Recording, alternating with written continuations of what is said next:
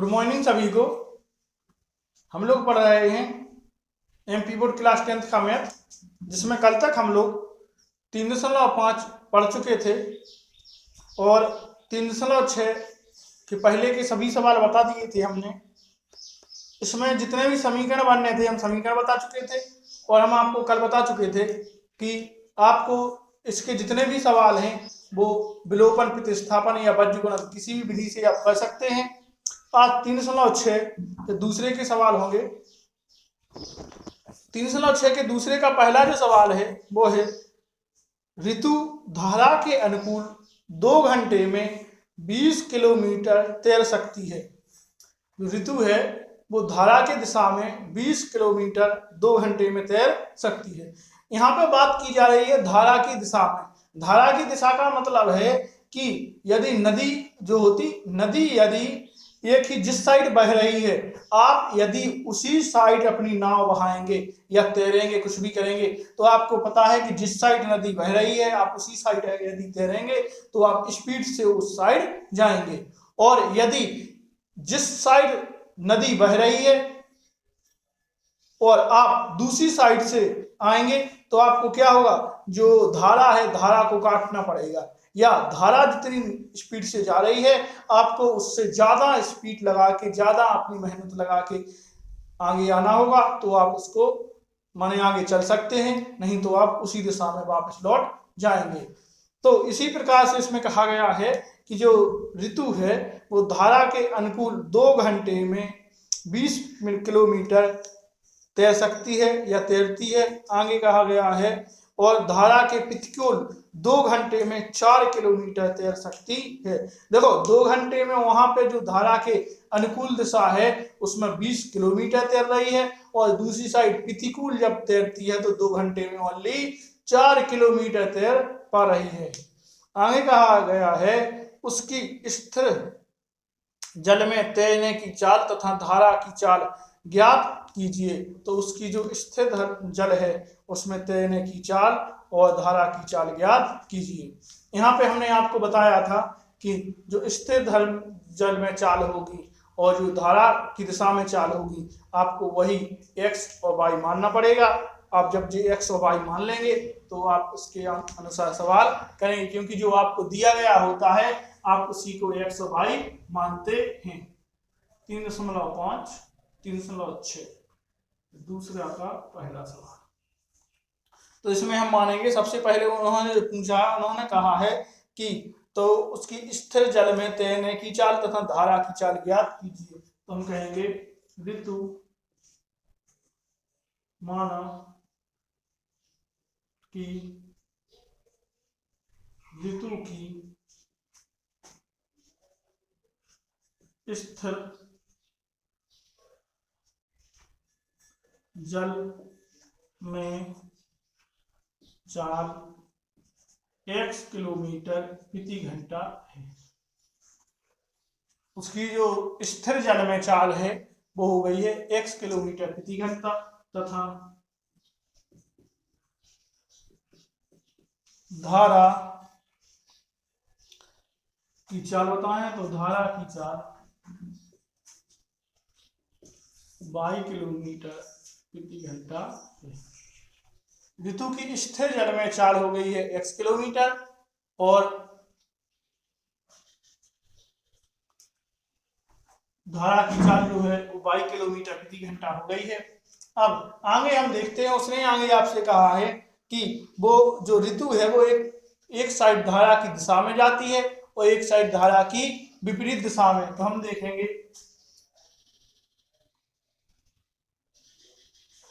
ऋतु धारा की दिशा में, ऋतु जो है वो धारा की दिशा में तैरने की चाल जो है चाल बराबर है x प्लस y, क्योंकि धारा की दिशा में यदि वह तैरेगी तो x जो स्थिर जल में चल रही है वो भी तैरेगी और जो धारा की चाल होगी साथ में वो भी जाएगी। यदि वह स्थिर जल में 5 किलोमीटर प्रति घंटा की स्पीड से तैरती है तो, और जो धारा की दिशा है वो 2 किलोमीटर प्रति घंटा है, तो वो जितनी तैर रही है उतनी दम तो अपनी लगा रही ही है, और धारा 2 किलोमीटर स्पीड से वो जा रही है तो 2 उसमें वो ऐड हो जाएगा, मतलब कि वो 7 किलोमीटर प्रति घंटे की स्पीड से चलने लगेगी। तो इसी प्रकार से जो हो गया तैरने की चाल बराबर x प्लस वाई, और धारा की विपरीत दिशा में चाल, जो धारा की विपरीत दिशा में चाल है वो है x माइनस वाई। तो धारा की दिशा में चाल उसकी हो गई x प्लस वाई, और आगे धारा की विपरीत दिशा में जो चाल है वो हो गई x माइनस वाई। अब जो फॉर्मूला होता है समय बराबर होता है, समय बराबर जो फॉर्मूला होता है दूरी बटे चाल, तो इसके हिसाब से रख के देख लेते हैं। समय बराबर होता दूरी बटा चाल, उसको कितना समय लगा ये ज्ञात करने के लिए आपको फॉर्मूला लगाना पड़ेगा। समय बराबर होता है दूरी बटा चाल। आगे उसने सबसे पहले कहा है कि ऋतु धारा के अनुकूल 2 घंटे में 20 किलोमीटर तैर सकती है। माने धारा के अनुकूल, तो सबसे पहले हम देखेंगे कि जो धारा के अनुकूल है वो कितनी तैर पा रही है ऋतु। तो इसमें देखेंगे धारा के अनुकूल, तो इसमें देखते हैं ऋतु धारा के अनुकूल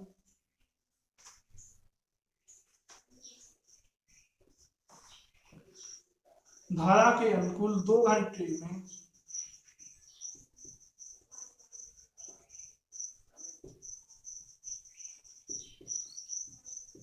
तैरती है बराबर 20 किलोमीटर। धारा की दिशा, धारा के अनुकूल कितनी 2 घंटे में तैरती है 20 किलोमीटर। तो इसके हिसाब से समय आपका कितना है, जो चाल बराबर समय बराबर क्या है दूरी बटा चाल। तो आपका समय कितना है, समय है आपका 2 घंटे, मतलब कि वह 2 घंटे में तैरती है तो 2 घंटे बराबर दूरी क्या है आपकी, दूरी पूरी कितनी है 20 किलोमीटर तैरती है। किस चाल से, चाल पता नहीं, पहले दूरी क्या है 20 किलोमीटर तैरती है, वो 2 घंटे में कितनी तैरती है 20 किलोमीटर, 20 किलोमीटर हो गया। और चाल क्या है उसकी, धारा की दिशा में उसकी चाल है x प्लस वाई, तो उसकी धारा की दिशा में चाल कितनी हो गई x प्लस वाई। इससे हम लोग इसका समीकरण है बना सकते हैं। इसको बटा में 1 मानेंगे, त्रियक गुणा कर सकते हैं, तो 2 का x में होगा 2x होगा, प्लस 2 का y में होगा 2y, बराबर 20 का 1 में होगा तो 20 हो जाएगा, 2 का सब में भाग चला जाएगा, तो x प्लस वाई बराबर 10। ये समीकरण हो गया 1।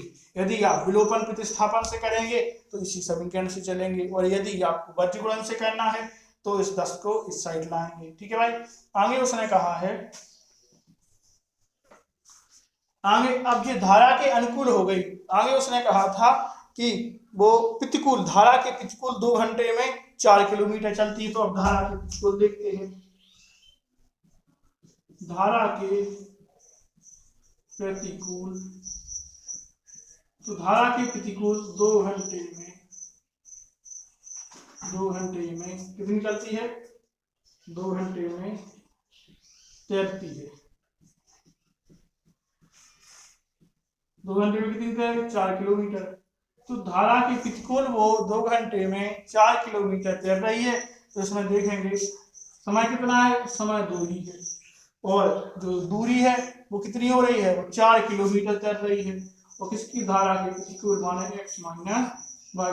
तो 2 बराबर 4 बटा x माइनस वाई, क्रिया गुणा करेंगे इसका 1 बटा मान के, 2 का x में होगा तो 2x माइनस 2 का y में 2y बराबर 4 का 1 में 4, 2 का भाग पर चला जाएगा तो x माइनस वाई बराबर 2, समीकरण नंबर 2।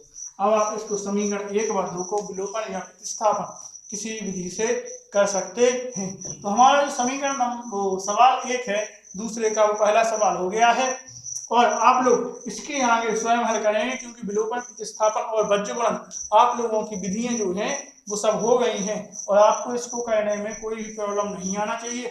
आपको जौन सी भी विधि सबसे अच्छी लगती है, आप जितने भी ये सवाल हैं 3.6 के, उसी विधि से आप कीजिए, क्योंकि आपको वो विधि ज़्यादा अच्छी लगती है। इसलिए आप लोग आगे अपनी उसी विधि से करेंगे और एक्स और वाई की आपके मान निकल आएंगे तो आपका वही आंसर हो जाएगा। तो इसमें ये पहला सवाल हो गया था। अब आगे देखेंगे हम लोग दूसरा सवाल। आप लोग इसको नोट करते जाएं।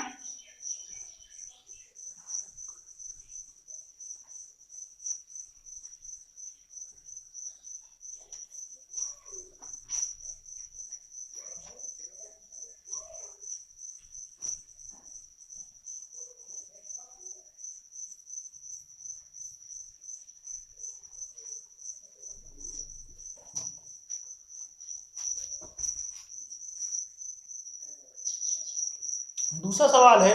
दूसरा सवाल में कहा गया है कि 2 महिलाएं तथा 5 पुरुष एक कसीदे के काम को साथ साथ 4 दिन में पूरा कर सकती हैं। माने कोई एक काम है, उसको वो साथ साथ पूरा करने के लिए कितने दिन ले रही हैं? 4 दिन में पूरा कर सकती हैं। 2 लोग कर रहे हैं, 2 महिलाएं कर रही हैं तथा उनके साथ में 5 पुरुष हैं। तो 2 महिलाएं तथा 5 पुरुष किसी काम को 4 दिन में पूरा करती हैं साथ साथ में, और जबकि 3 महिलाएं एवं 6 पुरुष उसको 6 दिन में पूरा कर सकते हैं। और उसी काम को यदि 3 महिलाएं हो जाएं और 6 पुरुष हो जाएं तो उसको 3 दिन में पूरा कर लेती हैं। ज्ञात कीजिए कि इसी कार्य को करने में एक अकेली महिला कितना समय लेगी, पुनः इसी कार्य को करने में एक पुरुष कितना समय लेगा। आपको बताना है कि एक दिन में जो महिलाएं हैं वो अकेली महिला उस पूरे काम को कितने दिन में करेंगी और एक अकेला पुरुष इसी काम को कितने दिन में करेगा। तो उसमें देखते हैं। सबसे पहले उसमें कहा गया है, हमने आपसे कहा था कि जो एक्स वाई है वो आप मानेंगे, जो आपको लगभग ज्ञात करना है उसी के अनुसार मानेंगे। तो इसमें कहा गया है कि इसी कार्य को करने में एक अकेली महिला कितना समय लेगी। तो अपन देखेंगे कि एक कार्य को करने के लिए महिला जो समय लेगी वो क्या लेगी, वो एक्स लेगी।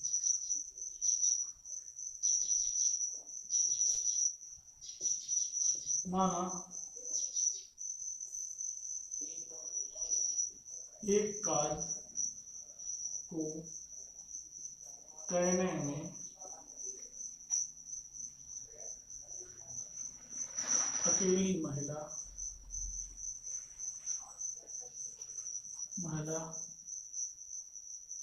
का समय एक्स दिन है। क्या दिन मान लिया? अकेली महिला द्वारा जो किया गया कार्य है वो एक्स दिन है। तथा इसी प्रकार से पुरुष एक कार्य के करने में अकेले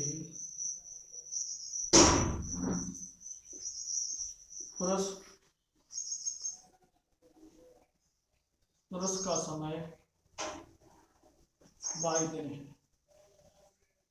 तो एक अकेली महिला का जो कार्य है उसको लग रहे हैं एक्स दिन, और जो पुरुष का कार्य है पुरुष को लग रहे हैं 22 दिन।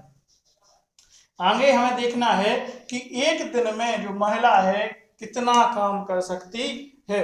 तो माने एक दिन में एक महिला द्वारा किया गया कार्य, एक दिन में एक महिला का काम निकालेंगे। सबसे पहले वो एक दिन में एक महिला कितना काम कर पा रही है। तो इसको देखते हैं।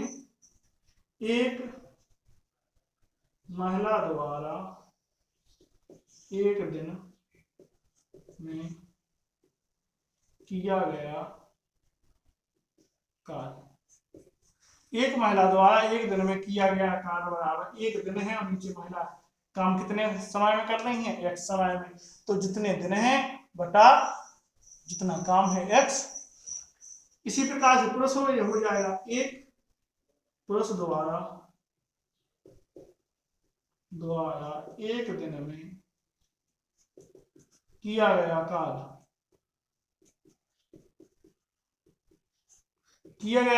है 1/22। एक महिला द्वारा जो एक दिन में किया गया कार्य होगा वो 1/x होगा, और एक पुरुष द्वारा एक दिन में किया गया कार्य है जो होगा 1/22 होगा। आगे उसने कहा है कि कोई एक महिला जो है वो 2 महिलाएं और 5 पुरुष एक कसीदे के काम को करने के लिए 4 दिन का समय लगाती हैं। अब प्रश्नानुसार चलेंगे कि जो 2 महिलाएं हैं और जो 5 पुरुष हैं वो इस काम को करने के लिए कितना समय ले रही हैं? 4 दिन लगा रही हैं। देखते हैं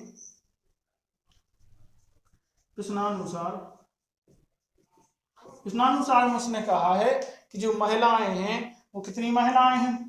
आपकी जो महिलाएं हैं, सबसे पहले महिलाएं हैं 2, तो 2 महिलाएं काम कर रही हैं और साथ में कितने पुरुष काम कर रहे हैं? पुरुष साथ में 5 काम कर रहे हैं और पूरे काम को करने के लिए कितना समय ले रहे हैं? 4 दिन लगा रहे हैं।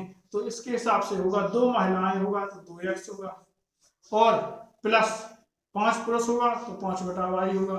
2 महिलाएं प्लस 5 पुरुष, इसको करने के लिए कितना दिन ले रहे हैं? दोनों सब लोग ले रहे हैं 4 बराबर कितना काम है? काम आपका एक ही है। तो जितना दिन ले रहे हैं वो आपका गुणा में होगा और जितना काम है वो काम जो है आपका गुणा में होगा बराबर 1। कोई एक काम है तो काम बराबर 1 लेंगे, इसको कर लेंगे हल। 4 का 8 में इसमें 2 में 4 दूना 8x प्लस 4 का 10 5 में होगा 4 पंचे 20y बराबर कितना होगा? 4। तो जो समीकरण निकलेगा वो निकलेगा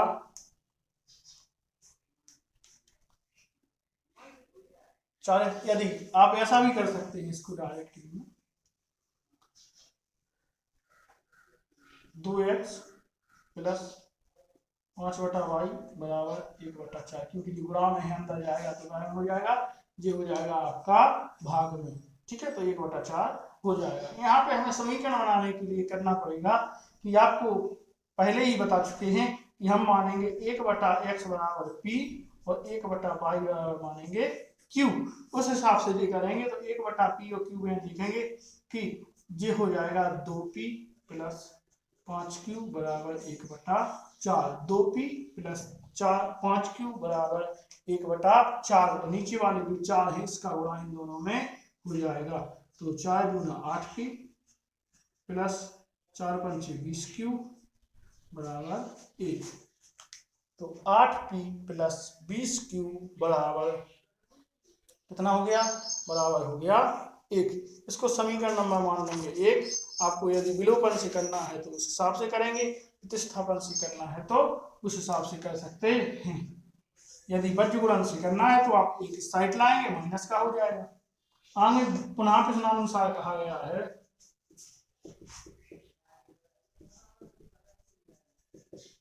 प्रश्नानुसार जो है वो उसमें कहा गया है कि आगे हैं जो 3 महिलाएं हैं और 6 पुरुष उसी काम को 3 दिन में पूरा कर सकती हैं। तो इसी प्रकार से महिलाएं कितनी हो गई हैं? अब महिलाएं हो गई हैं 3, तो 3/x प्लस पुरुष कितने हो गए हैं?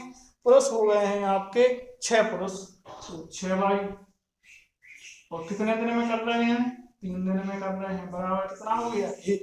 तो ये हो गया आपका 3 महिलाएं एवं 6 पुरुष काम को कितने दिन में कर रहे हैं? 3 दिन में कर रहे हैं। तो इसी हिसाब से हमने जे कर लिया बराबर 1 हो गया। आप इसमें इसी हिसाब से कह सकते हैं, 3 को नीचे लाएंगे तो 3/x प्लस 6/y बराबर 1/3। गुणा में है, इस साइड गया भाग में हो गया। अब आप मान लेंगे, यहाँ पे मानते हैं 1/x बराबर क्या है? p और 1/y बराबर है q। तो यहाँ पे आपका हो जाएगा 3p और प्लस 6q बराबर 1/3। इसको इसमें गुणा करेंगे तो 3 त्रिका 9p प्लस 6 × 18 q बराबर 1। तो 3 त्रिका 9p हो गया प्लस 6 × 18 q बराबर हो गया 1। बस इस हिसाब से इसको हम समीकरण नंबर मान लेंगे 2 और समीकरण 1/2 में जो है हम विलोपन या प्रतिस्थापन से हल कर लेंगे। और विलोपन और प्रतिस्थापन से हल करने के बाद आपको जी मानना है 1/x बराबर p और 1/y बराबर है q। इस हिसाब से आप देखेंगे तो जी कर लेंगे। हमारा दूसरा सवाल है वो हो गया है। अब आगे तीसरा और देखते हैं। हमने आपको समीकरण हम बनवाते जा रहे हैं। आपको विलोपन प्रतिस्थापन आती ही है, तो आप विलोपन प्रतिस्थापन जौन सी भी विधि आपको बहुत अच्छी लगती है आप उससे कीजिएगा। यदि कोई सवाल ऐसा है जो नहीं हो रहा है तो आप हमें कमेंट बॉक्स में बताइएगा, हम आपको वो कहना बता देंगे। ठीक है भाइयों, अब हम देखते हैं तीसरा सवाल। तीसरा सवाल है,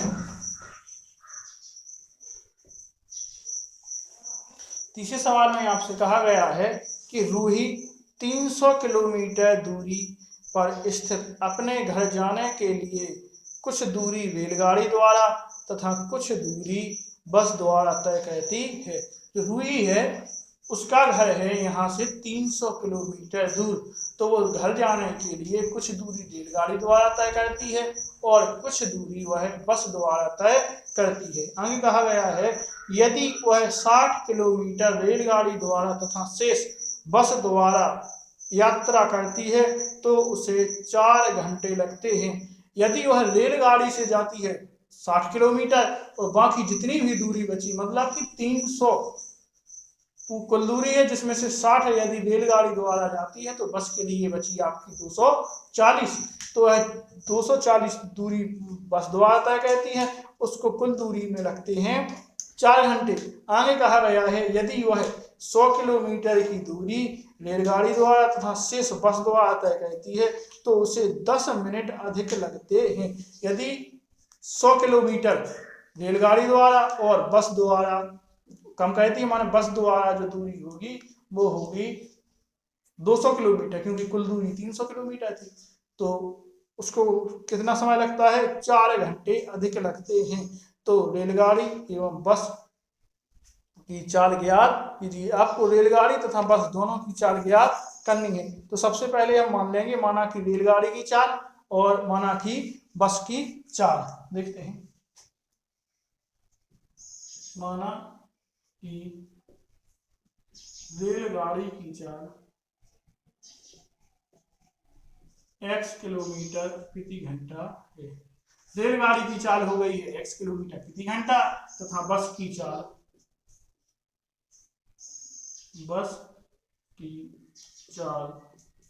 y किलोमीटर प्रति घंटा है। रेलगाड़ी की चाल है x किलोमीटर प्रति घंटा और बस की चाल हो गई है आपकी y किलोमीटर प्रति घंटा। उसने कहा है, पहले प्रश्नानुसार चलते हैं। प्रश्नानुसार में कहा गया है कि वो 60 किलोमीटर की दूरी करता है बस द्वारा, रेलगाड़ी द्वारा तथा बाकी शेष दूरी करता है बस द्वारा, तो उसको 4 घंटे लगते हैं। तो हम देखते हैं कि जो रेलगाड़ी द्वारा दूरी है, कुल दूरी है, कुल दूरी बराबर है 300, जिसमें से रेलगाड़ी द्वारा 60 किलोमीटर और बस द्वारा शेष जब वह बस द्वारा करेगा तो वो करेगा 240 किलोमीटर। हम 300 में से 60 घटा देंगे तो आ जाएगा 240 किलोमीटर। तो वह 240 किलोमीटर दूरी किससे करेगा, तय बस से करेगा। रेलगाड़ी की जो चाल है हमने x मानी, तो यहाँ पे 60 किलोमीटर रेलगाड़ी मतलब 60 बटा x प्लस बस द्वारा 240 बटा भाई बराबर कुल दूरी कितनी कर रहा है, वो कर रहा है 4 घंटे में। कुल कितना समय लग रहा है, बराबर 4 घंटे, तो प्लस बराबर 4 घंटे। इसमें हम मान लेंगे 1 बटा x बराबर p और 1 बटा y बराबर q। माना 1 बटा x बराबर p और 1 बटा y बराबर q, इसमें रख लेंगे मान। तो यहाँ पे 60p प्लस 240q बराबर 4, क्या हो गया, 60p प्लस 240q बराबर 4। तो ये समीकरण क्या हो गया जी, आपका समीकरण बन गया है 1। ये समीकरण नंबर हो गया 1। इसी प्रकार से आगे उसने कहा है जो 100 किलोमीटर की कुल दूरी है वो 100 किलोमीटर दूरी तय करती है रेलगाड़ी से, शेष दूरी बस द्वारा। यहाँ पे देख लेते हैं पुनः प्रश्नानुसार देखेंगे तो उसने कहा है कुल दूरी बस द्वारा रेलगाड़ी द्वारा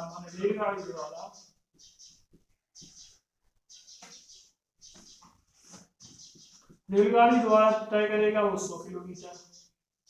बस द्वारा तय करेगा कितना बचा, 200 किलोमीटर। शेष 200 किलोमीटर। तो हम देखेंगे कि रेलगाड़ी द्वारा 100 किलोमीटर तो 100 बताएगा, प्लस बस द्वारा वह करेगा कितना, 200 किलोमीटर तो 200 बटा बराबर कितना घंटा लगता है, समय उसको 10 मिनट अधिक लगते हैं। 10 मिनट यदि अधिक निकालेंगे तो हमारे यहाँ 4 घंटे 10 मिनट, 4 घंटे 10 मिनट, जो 4 घंटा है 10 मिनट, 10 मिनट को भी आपको घंटे में बदलना पड़ेगा। जब आप 10 मिनट को घंटे में बदलेंगे तो कितने का भाग देंगे, 60 का भाग देंगे। किसी भी मिनट को आप घंटे में बदलने के लिए 60 का भाग देते हैं, तो हमें 10 मिनट को बदलना है घंटे में, हमने इसमें 60 का भाग दे दिया, यहाँ से निकल गया तो 4 + 1/6 हो गया, इसका 1 आ जाएगा, 6 आपका एलसीएम आ जाएगा, तो 6 × 4 = 24 + 1 मतलब कि 25/6। तो इसकी जगह पे हम कितना लिख सकते हैं, इसकी जगह पे 4 घंटे की जगह पे हम लोग लिख सकते हैं 25/6। तो यहाँ पे आप लिख सकते हैं 25/6। हाँ, अब हमें पता है कि 1/x बराबर है p और 1/y बराबर है q। तो यहाँ पे हम लेंगे 100p + 200q बराबर 25/6। 6 का आप गुणा कर सकते हैं इसमें, तो 6 का 100 में 600, 6 का आप 200 में करेंगे तो 1200p, 6 × 12 और 25 का भाग सब में दे सकते हैं, या यही समीकरण मान लें। समीकरण नंबर आपका हो गया 2, और समीकरण 1 + 2 को आप विलोपन, प्रतिस्थापन, बज्रगुणन किसी भी विधि से आप कर सकते हैं, तो आपका आंसर आ जाएगा, आपका आंसर आ जाएगा जी। अब हमारा जो दूसरे का तीसरा सवाल है ये भी हो गया है। अब आगे प्रश्नावली है 3.7। 3.7 जो प्रश्नावली है वो है ऐच्छिक, वो हमें कहनी नहीं है। अब हम देखेंगे इसका सारांश। आप लोग कल जो 3 अध्याय जो है 3 अध्याय है, इसका लास्ट में जो सारांश दिया गया है, आप पूरा सारांश पढ़ें। सारांश से ही अधिकतर ऑब्जेक्ट बनते हैं। तो इसमें जितना भी सारांश है, ये आपका सारांश है पेज नंबर 76। आप पेज नंबर 76 पर 3.6 सारांश देखें। जितना ये सारांश है आप 2 बार और 3 बार पढ़ें। इससे आपके ऑब्जेक्ट जितने भी हैं सभी ऑब्जेक्ट यहीं से लगभग पे आते हैं। तो आप लोग सारांश पर विशेष ध्यान दें।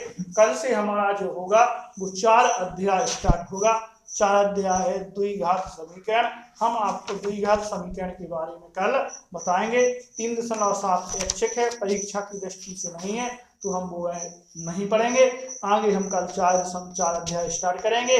और आपसे हमारा अनुरोध है कि आप सारांश जो है जितने भी अध्याय होते हैं आप सभी का सारांश पढ़ें, जिससे कि आपके ऑब्जेक्ट कंप्लीट हो जाते हैं। और जो सारांश के बीच की कुछ बातें होती हैं वो हम प्रश्नावली में ही कंप्लीट कर जाते हैं। प्रश्नावली में से हम कुछ भी बता देते हैं, आपको बहुत सी चीज़ें बता देते हैं सारांश की। तो सारांश की आपको अधिकतर जितनी भी चीज़ें हैं हम बता चुके हैं। कुछ चीज़ें बची हुई हैं तो आप स्वयं पढ़ लें तो आपको पता चल जाएगा। तो आपका सारांश कंप्लीट होगा, जिससे कि आपके बहुविकल्पी जितने भी हैं वो भी सॉल्व हो जाएंगे। तो आज के लिए इतना ही। आप लोग अपना प्यार इसी प्रकार से बनाए रहें, और हमारा जो वीडियो है वो सब्सक्राइब करें, और वीडियो को लाइक करें, शेयर करें, और जो भी प्रॉब्लम हो रही है उसको कमेंट करें। और आज के लिए इतना ही। सभी के लिए धन्यवाद।